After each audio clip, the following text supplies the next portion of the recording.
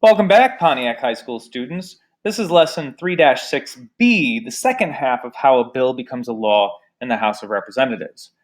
Last time we looked at kind of the first steps, how it was introduced, types of bills and resolutions, and then what happens to a bill when it's in a committee, committee actions, etc., etc. Now, today, we're going to focus on what happens once it has left that committee. And that begins with floor debate. All right. Before a bill can become a law, it has to be voted on the floor. Okay? That simply means the entire House of Representatives has to have their say, has to have their vote on it. Before that vote can happen, it has to be on the House calendar. Now, there are 5 calendars, each for different types of legislative activities. But the Rules Committee, remember we talked about them before, they can amend and they can change these schedules however they want. So even a bill that makes it out of committee, that is, the committee says this is a good bill, it's got a favorable rating, we want the entire House to vote on it, the Rules Committee schedules when that debate and that vote will happen. And if it isn't scheduled, it cannot become a law. It will die. So that is, one more time, the importance of that Rules Committee. All right, so again, the Rules Committee right here, you want to be on that committee. It's incredibly powerful. Schedules the time for the floor debate. If the committee doesn't schedule that debate, the bill's killed. This system helps to move important bills up in the schedule because, again, they get 10,000 of these things every term.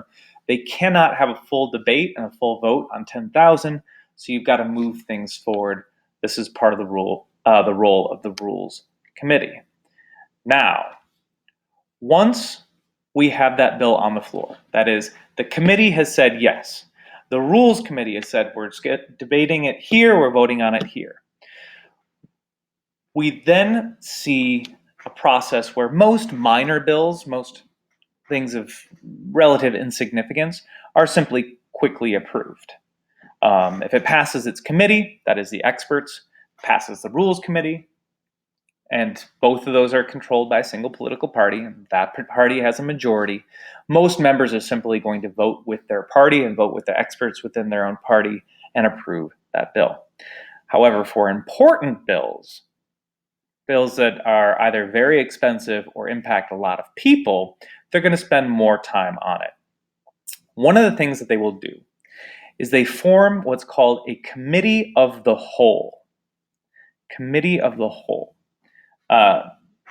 This is an opportunity for people to vote on amendments and to make changes to the bill or propose changes to the bill without actually voting on its approval.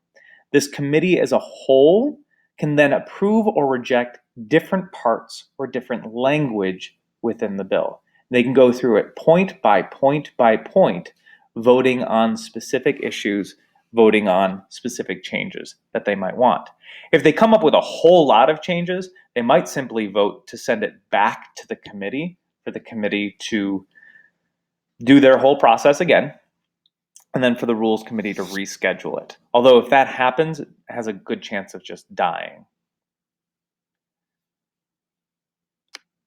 All right, next one down, debate and voting.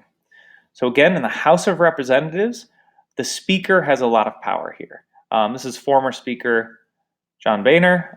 Current Speaker is Paul Ryan, at least as of the recording of this. We'll see who the Speaker is in January. The Speaker sets a limit on how long individuals can speak. Okay, so the Speaker's got tremendous power there. Representative from Montana, you have 5 minutes, you may speak. Speaker can also cut off debate if somebody changes the topic. The honorable representative from Montana is no longer discussing the issue at hand. Please sit down. Voice votes and standing votes are most common. Okay, so simply those of you who approve, say aye, or those of you who approve this bill, please stand up. Those are very common because you can get a quick sense of who approves a matter and who disapproves a matter during the debate process. Roll call votes are used to record each representative's votes. These are done in all important bills and on that final say for whether or not something passes. Whereas if you're still in the debate process, should we change subsection B of paragraph 3? Please stand up if you approve. All right, final steps. An approved bill, that is a bill that has a vote, an affirmative vote by a majority of the House of Representatives, is engrossed and read to the House. Okay, so it'll be read out loud to that House, and that's that kind of final step in the House of Representatives. The bill is then signed by the Speaker of the House. The Speaker of the House says, "We have approved this," and we move it on to the U.S. Senate. We will be looking at what the U.S. Senate does with this the next time we meet, but the House of Representatives has now had their say. Thank you, and farewell.